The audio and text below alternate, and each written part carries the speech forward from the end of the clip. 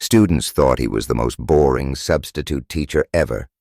He never smiled, never yelled, just taught quietly, until the day an armed gunman entered the school and panic filled the classroom.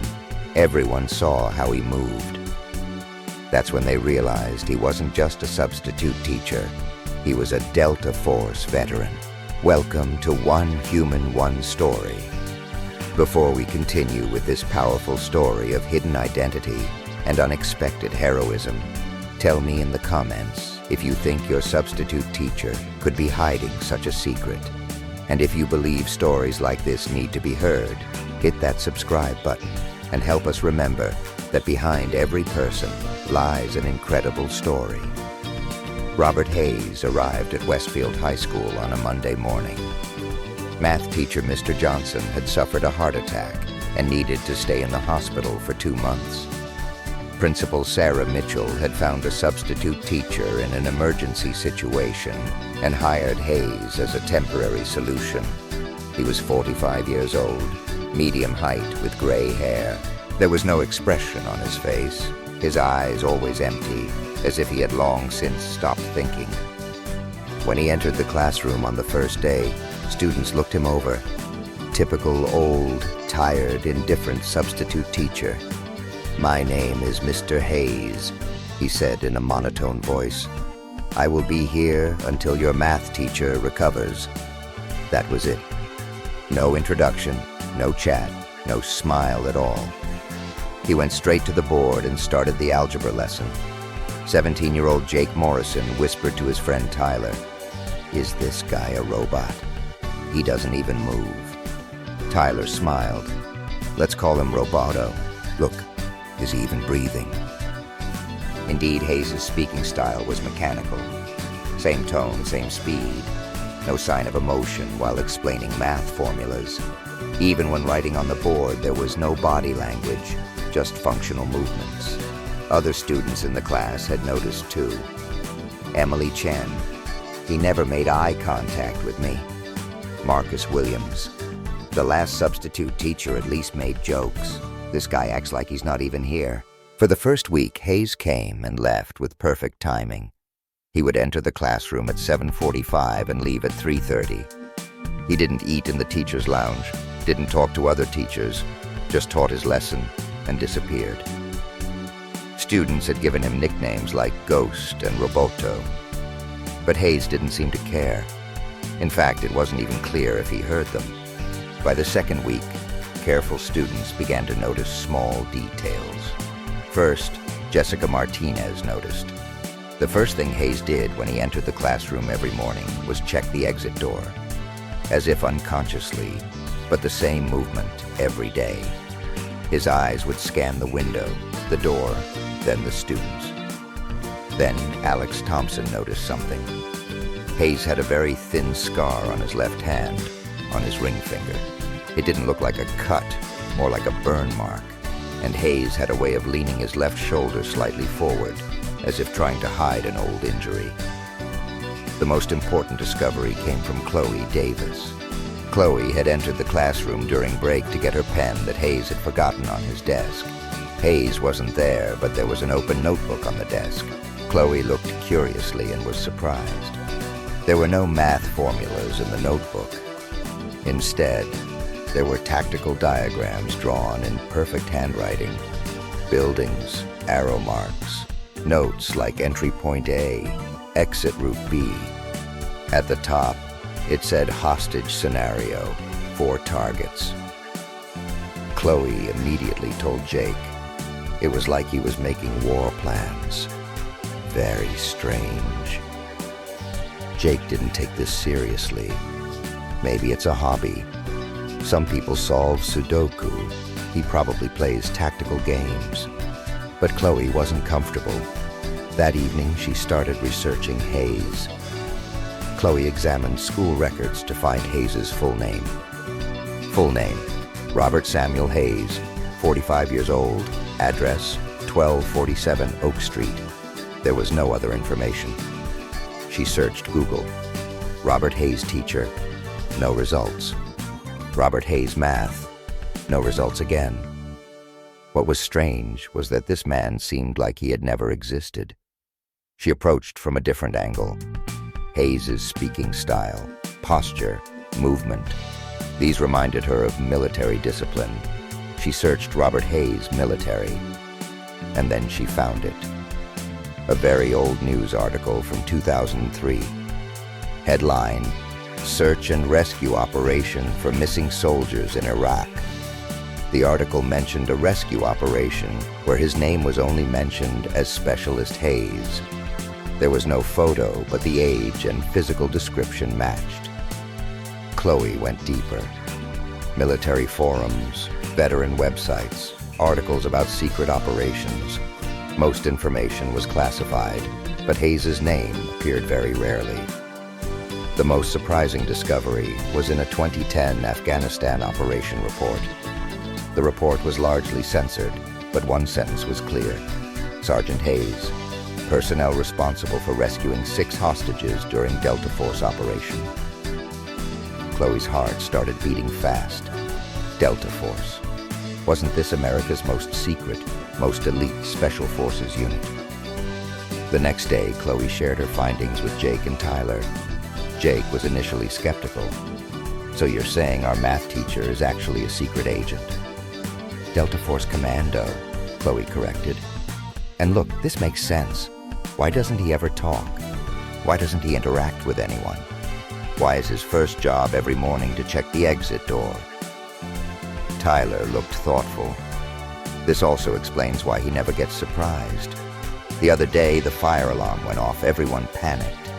He didn't even blink, like he was expecting it. Jake was still not convinced. Maybe he's just a calm person. Maybe he has PTSD and that's why he's quiet. But Chloe's discovery started spreading among other students too. Marcus, Emily, Alex, they all started seeing Hayes with different eyes. Emily: You know, he never asks us questions. Teachers usually wonder about our private lives. He never wonders. Marcus: And does he ever get angry? He doesn't even react to the naughtiest kids, like he doesn't see them as a threat. Alex: Yesterday my pen broke in my hand. It made a noise. He automatically turned to the sound, like he was ready. Then he realized it was just a pen and relaxed. These small details supported the theory that Hayes really had a secret past. Jake wanted to test whether Hayes was really Delta Force. On Thursday during math class, he deliberately dropped his pen on the floor. While picking up the pen, he quickly stood up and spread his arms. Hayes' reaction was instant. His body language changed immediately. He pulled back a little. His hands moved as if reaching for an invisible weapon. Then he stopped, realized that Jake was just picking up the pen, and returned to normal. But that instant reaction was noticed by several students in the class. Tyler went even further. On Friday during class, he dropped his phone on the desk. The phone hit the floor with a crash. Hayes gave the same reaction again. Immediately went on alert, checked the exit door, then returned to normal. There was no doubt left. Hayes had a military background and still carried those reflexes. Monday morning, October 21st. At 10:30 in the middle of math class, the principal's voice came over the school speaker. Attention all teachers and students. Please remain in your classrooms due to school security protocol. More information will be provided. Students in the class looked at each other. Hayes continued to finish the equation on the board without any hesitation. Mr. Hayes, said Emily, what does this mean? Hayes stopped, slowly put the chalk on the desk. Everyone stay in place. Be quiet. His voice had changed. It was no longer monotone, decisive, authoritative. He was giving commands. Footsteps came from the corridor, fast, panicked sounds, then a scream, then explosion sound. Jake's face turned pale. Was that gunfire? Hayes didn't answer. He went to the classroom door, locked it, then looked out the window. His movement style had completely changed. He was no longer Roboto, decisive, prepared, like a leader. "Everyone move to the back of the classroom," he said in a low voice. "Hide behind the desks. No one talk." Students immediately moved, affected by the authority in Hayes's voice. But it was obvious their hearts were beating fast. More sounds came from the corridor. Footsteps, screams, and those terrible explosion sounds. Hayes turned off the classroom lights. He closed the curtains. Then he took something from his desk, a small black device that students had never seen before. "What is this?" Tyler whispered. "Radio," said Hayes. "Emergency frequency." He turned on the radio. Static sound, then clear voices. Armed person in main corridor. Students being evacuated. Police on the way. Hayes turned off the radio. He looked at the students. Now there was no fear in their eyes, but hope, as if Hayes being there made them feel safe. "How many?" Jake asked. "Doesn't matter," said Hayes. "This place is safe. No one can enter this classroom." "How do you know?" Hayes's eyes focused on the door. "Because I'm protecting this place." At that moment, very close footsteps came from the corridor. Slow, careful steps. Someone was checking the classrooms one by one. The steps were approaching. Students held their breath. He stopped in front of the door. The door handle was turned. When it was understood that it was locked, the door was knocked. "Is anyone there?" A foreign, tense voice. Hayes put his finger to his lips. Silent signal. Then he slowly approached the door. The voice came from the door again. "Open the door." Hayes didn't answer.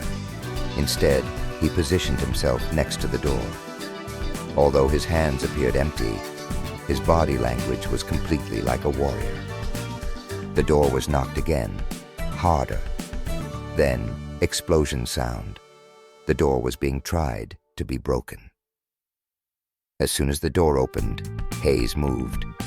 Students couldn't see exactly what happened because everything happened too fast. Hayes had hidden behind the door. When the armed man entered the classroom, Hayes was behind him. One hand movement, one arm twist, and the armed man was on the ground, unconscious. The whole movement took 5 seconds. Students were shocked. Hayes took the gun, secured it, and turned on the radio again. "Security, security. Classroom 204 cleared. Person neutralized." The answer came from the radio. "Who are you? We don't have security personnel at school." Hayes paused. Then, "Substitute teacher Hayes. Situation under control." Students were looking at Hayes with amazement. Was this that monotone, boring math teacher? "You. How did you do this?" Chloe asked. Hayes looked at her. For the first time, there was something in his eyes. Fatigue, but at the same time, relief. "Because this is my job," he said. "More precisely, it used to be my job."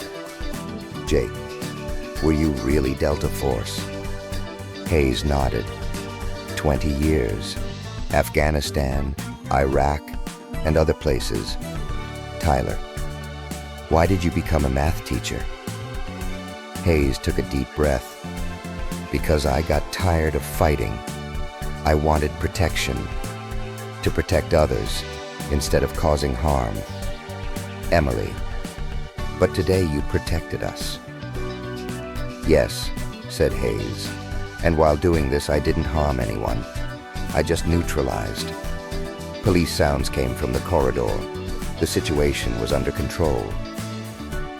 The next day, Hayes's story spread throughout the school.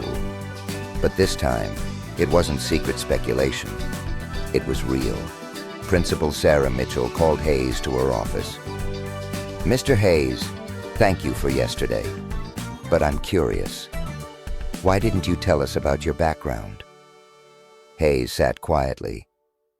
because I wanted to be Robert Hayes here, to be a math teacher, not a warrior. But students know now.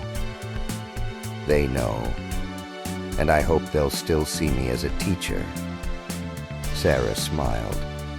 They'll see you as more than that, as a hero. Hayes shook his head. I'm not a hero. I just did my job. Both can be true. The next week, when Hayes entered the classroom, everything was different. He was no longer Roboto. Students looked at him with respect, but also with warmth. Good morning, Mr. Hayes, said Jake. Good morning, Jake. Is everyone ready? He was no longer monotone.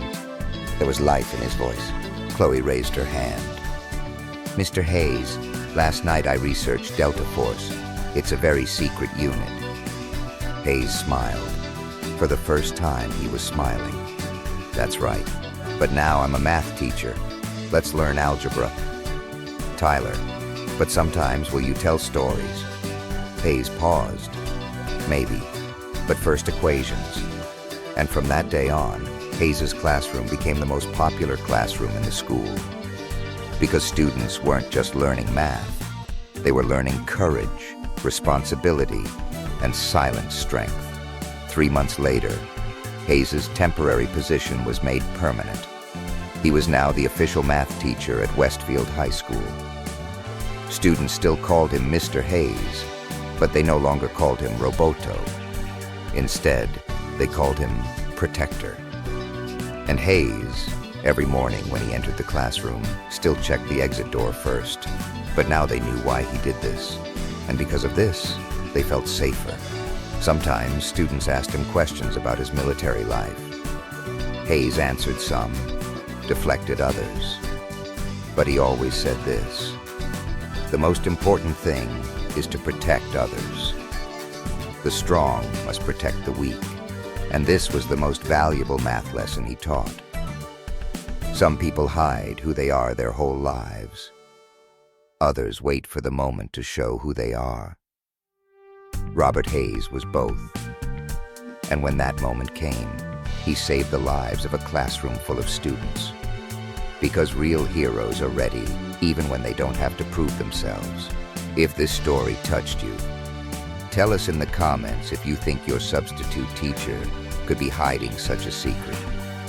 And if you believe stories like Robert Hayes deserve to be heard, subscribe to One Human, One Story. We're here to honor the quiet heroes who walk among us every day, carrying stories that the world needs to remember. Their silence was earned. Now it's time we speak for them.